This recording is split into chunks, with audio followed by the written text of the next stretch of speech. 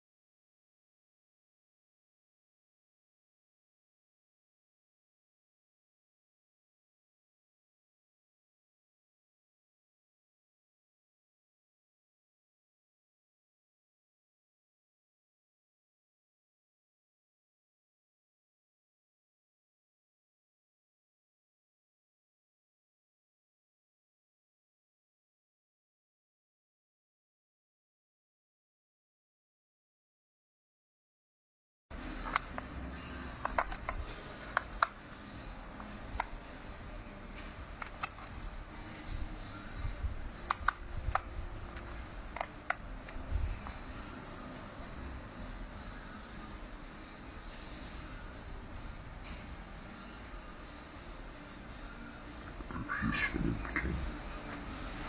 Une fois.